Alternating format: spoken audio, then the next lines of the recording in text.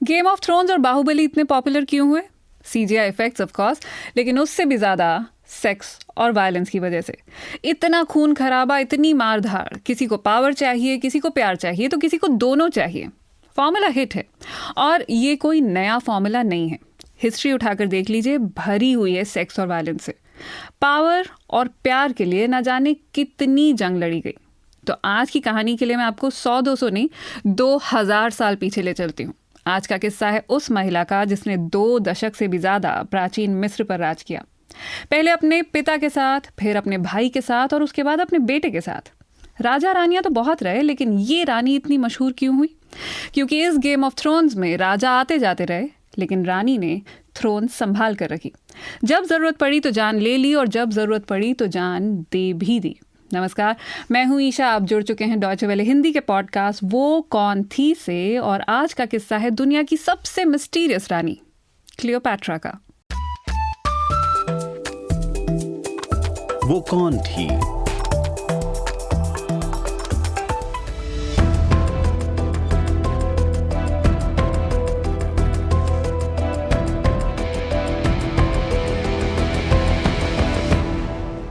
Season 1 में Hypatia वाले episode में मैंने आपको अलेक्जेंड्रिया का इतिहास बताया था, तो आज वो सब दोहराऊंगी नहीं। ग्रीक और रोमन एम्पायर की हिस्ट्री इतनी लंबी है कि अगर वो सुनाने बैठूंगी तो वो कौन थी छोड़कर उस पर एक अलग सीरीज़ बनानी पड़ेगी।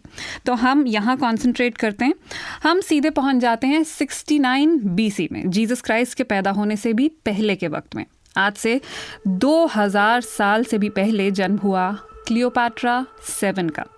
उस जमाने में नाम इसी तरह रखे जाते थे। एक राजा होता था, उसकी आगे की पुश्तें उसी नाम से चलती थी, बस आगे the first, the second, the third लग जाता था।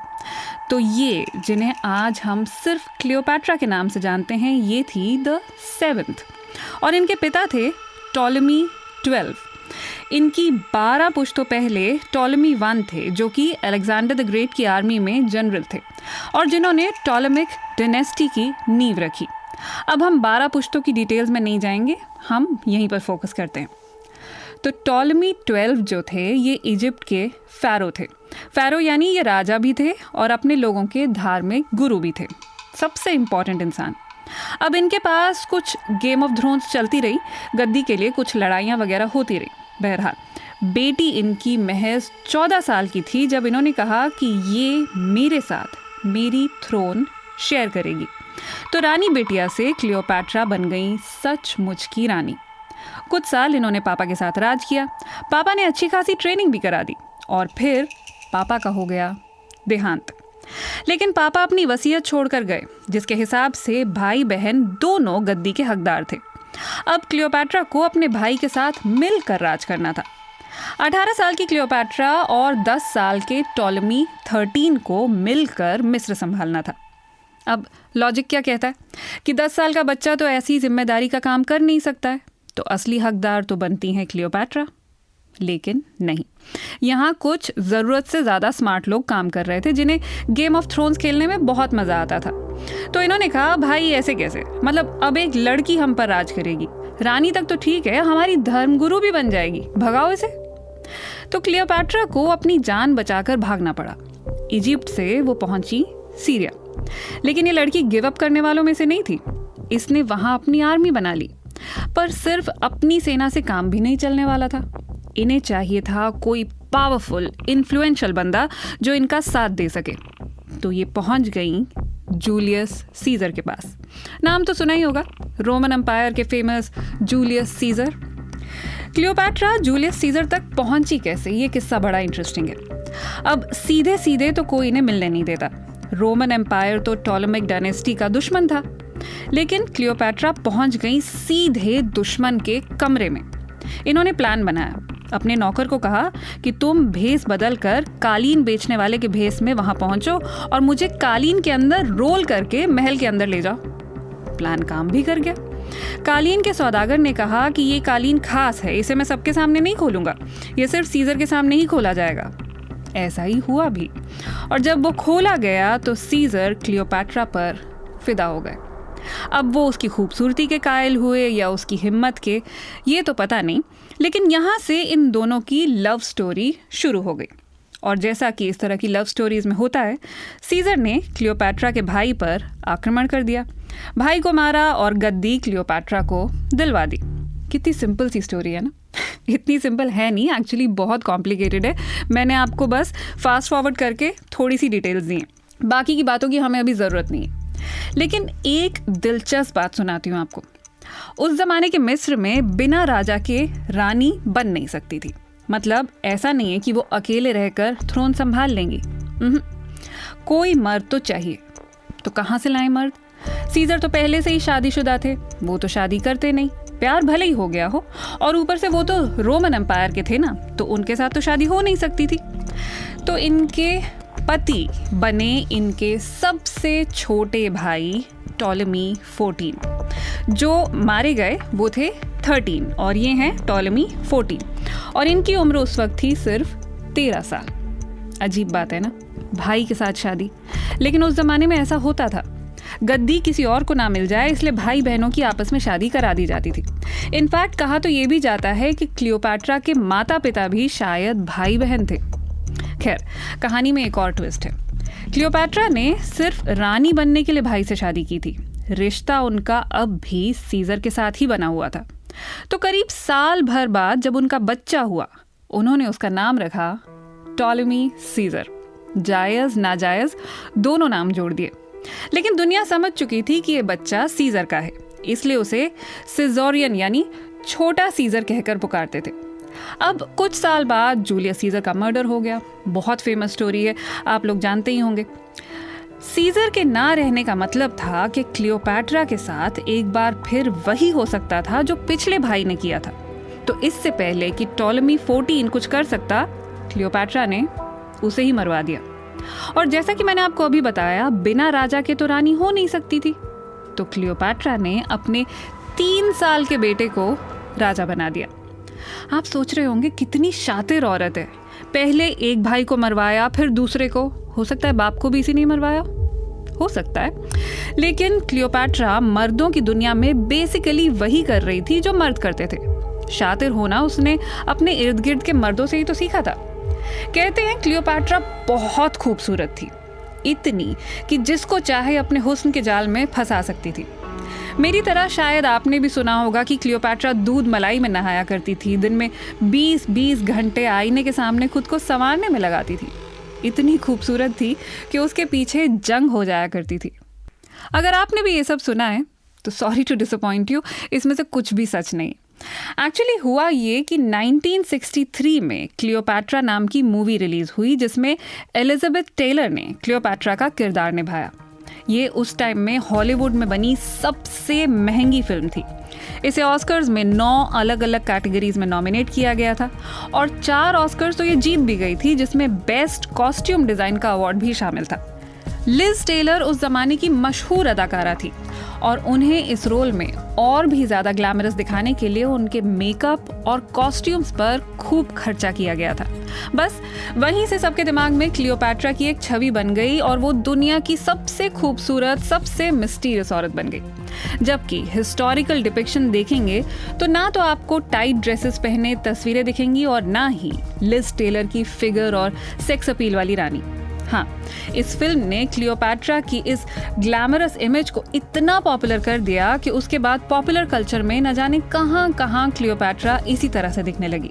उस जमाने के सिक्कों पर भी क्लियोपैट्रा की जो तस्वीर बनी होती थी वो कहीं से भी वैसी नहीं थी जैसी हॉलीवुड में लिज टेलर दिखी थी। हाँ, कुछ इतिहासकार ये भी कहते हैं कि क्लियोपैट्रा जानबूझकर सिक्कों पर अपनी ऐसी तस्वीर बनवाती थी जिनमें वो थोड़ी मर्दाना दिखें, ताकि लोगों को ये ना लगे कि जवान सी लड़की ये हम पर राज करेगी, ये कैसे हमें दुश्मनों से बचाएगी। आज हम क्लियोपैट्रा के बारे में जो सब जानते हैं उसमें अधिकतर प्राचीन ग्रीक फिलोसोफर प्लूटार्क के कारण है। क्लियोपैट्रा के बारे में उन्होंने लिखा था, ऐसा नहीं है कि उसके जैसी हसीन और कोई नहीं थी, लेकिन उसकी आवाज में एक मधुर अनूठा आकर्षण था जो लोगों को उसकी ओर खींचता था। और वो जो आप नीला आई शैडो और मोटा सा काजल देखते हैं, वो दरअसल मेकअप नहीं था, उसकी वजह थी। प्राचीन मिस्र में नील नदी के किनारे लोगों को अक्सर आंख में इन्फेक्शन हो जाया करती थी। कुछ हिस्टोरियंस का कहना है कि वहाँ के पानी में उस ज़माने में कोई संक्रमण हो गया था जिसकी वजह से ऐसा होता था। तो वहाँ के लोग अपनी आंखों को इन्फेक्शन से बचाने के लिए एक जड़ी बूटी वाला लेप लगाते थे जो कि हरा होता था, सूख कर थोड़ा नीला सा दिखने लगता था। इसी तरह काजल भी घर पर बनाया जाता था आंखों को ठीक रखने के लिए।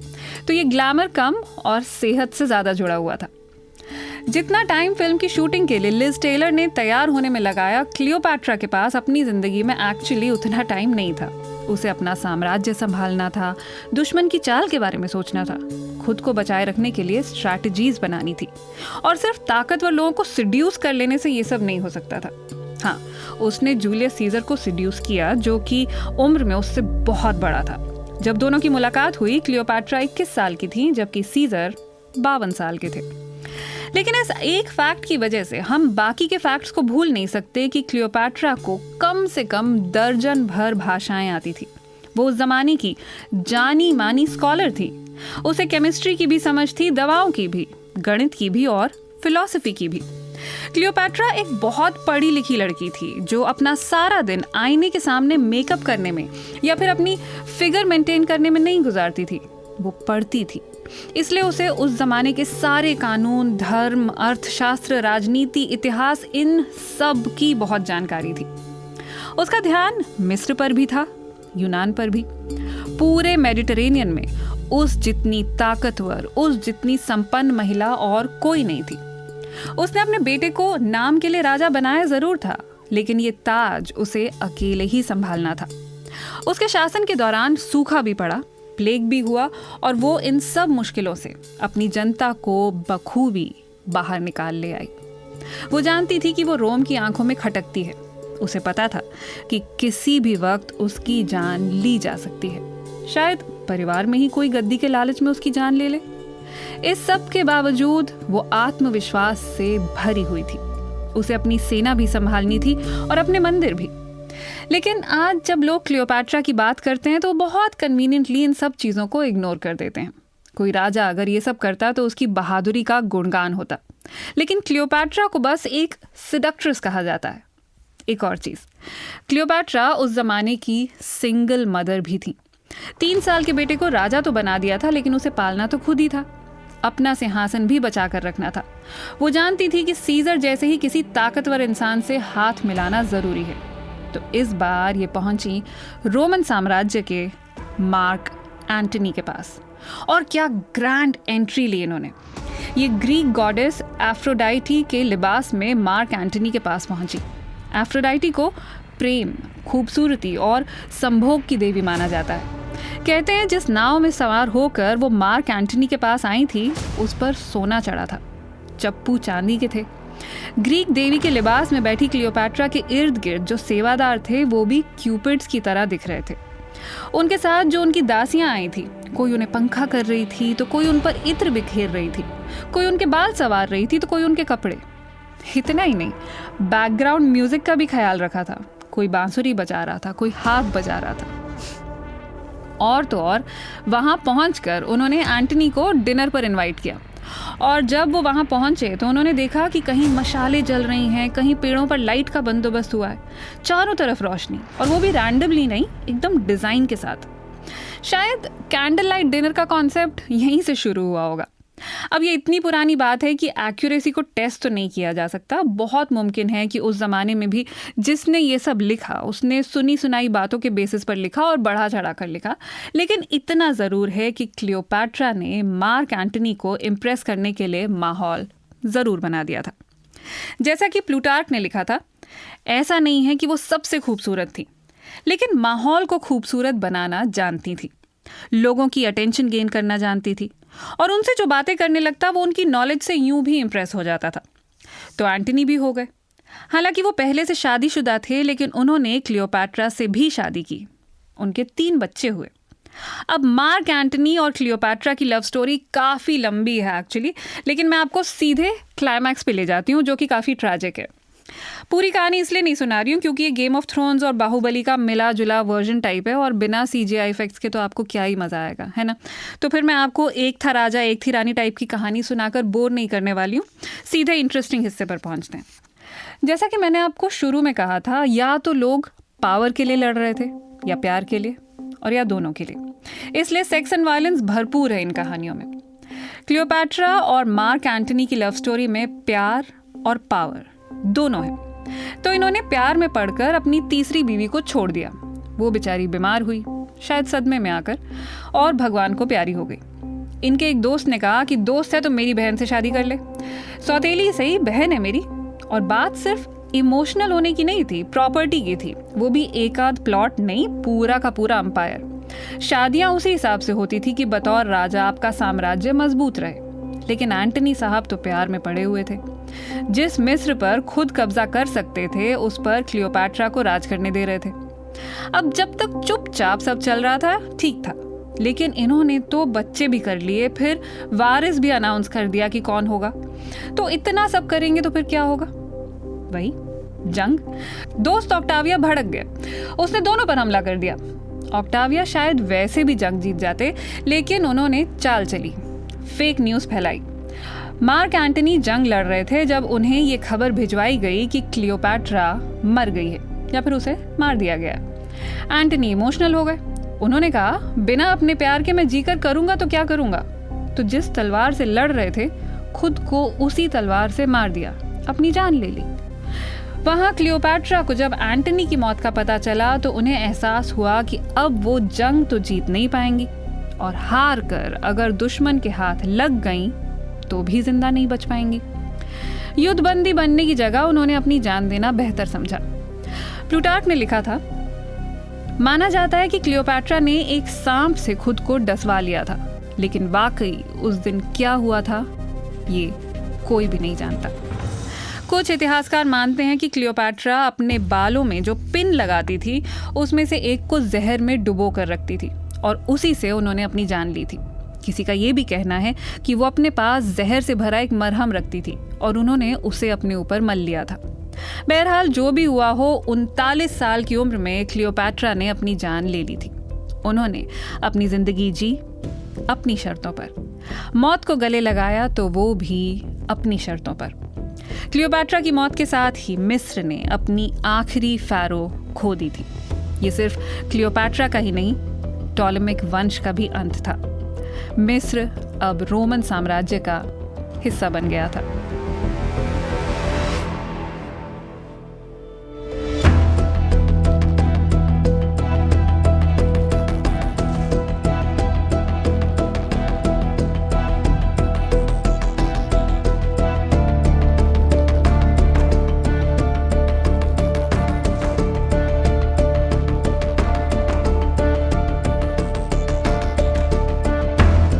जब व्हाट्सएप नया नया शुरू हुआ था तो हर सुबह लोग गुड मॉर्निंग मैसेजेस ज़रूर भेजा करते थे।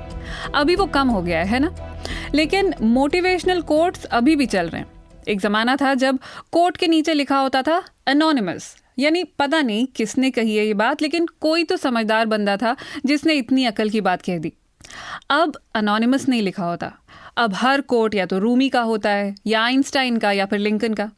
एंड आई वंडर ये लोग कितना कुछ बोल कर गए ना, हर सिचुएशन के लिए कुछ ना कुछ कहा है इन्होंने।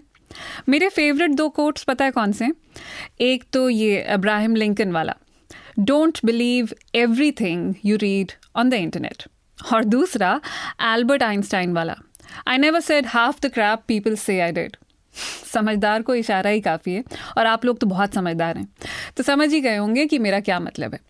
जब कोई मशहूर हो जाता है तो उसके नाम के साथ कई कहानियाँ जोड़ दी जाती हैं। कुछ इतनी पॉपुलर हो जाती हैं कि हम उन्हें सच मानने लग जाते हैं, और ये बन जाते हैं अर्बन लेजेंड्स।